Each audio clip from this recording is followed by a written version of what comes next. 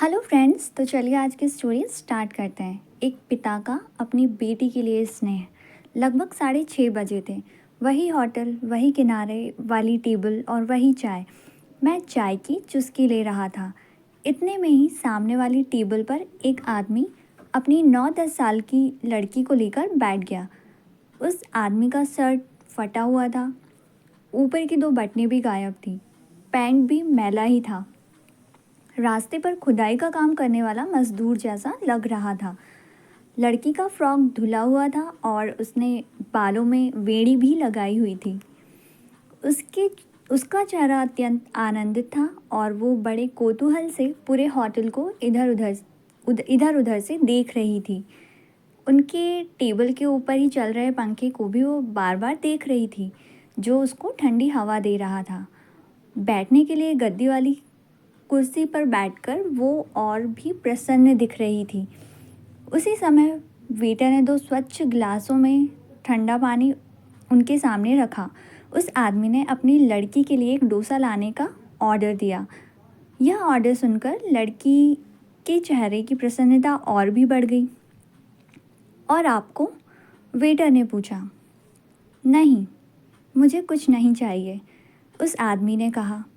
कुछ ही समय में गर्मा-गर्म बड़ा बड़ा वाला फूला हुआ डोसा आ गया, साथ में चटनी सांभर भी।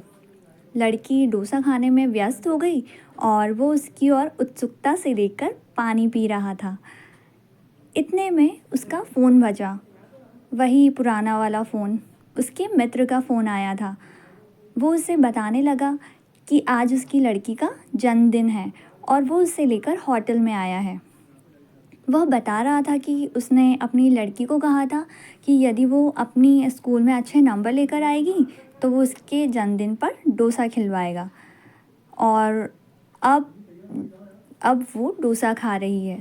थोड़ा पॉज लिया, फिर आवाज़ आई, नहीं यार, हम दोनों कैसे खा सकते हैं? हमारे पास इतने पैसे कहाँ हैं? मेरे लिए घर में दाल रोटी बनी होगी ना। उसकी बातों में व्यस्त रहने के कारण मुझे गर्म चाय का चटका लगा और मैं वास्तविकता में लौटा।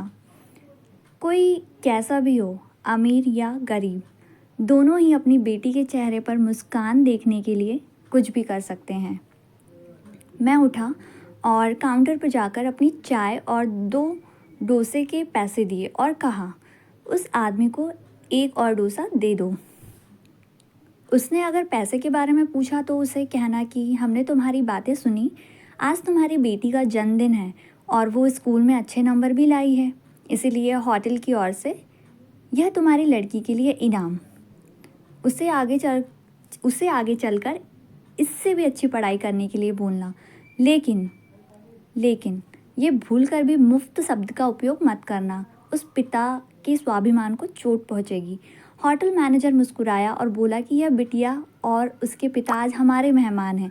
आपका बहुत बहुत आभार कि आपने हमें इस बात से अवगत कराया।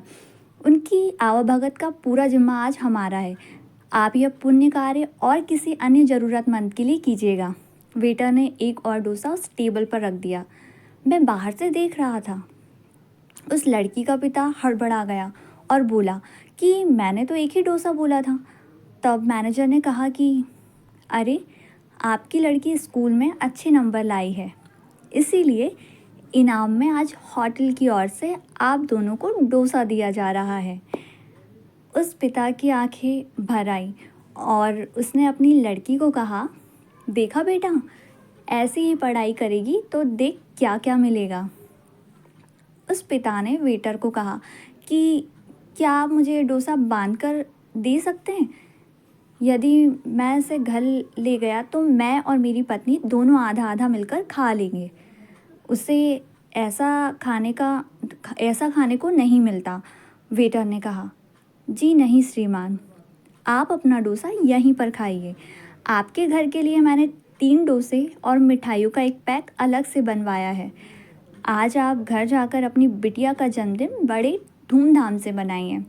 यह सब सुनकर मेरी आंखें खुशी से भर आई। मुझे इस बात का पूरा विश्वास हो गया कि जहाँ चाह वहाँ रहा।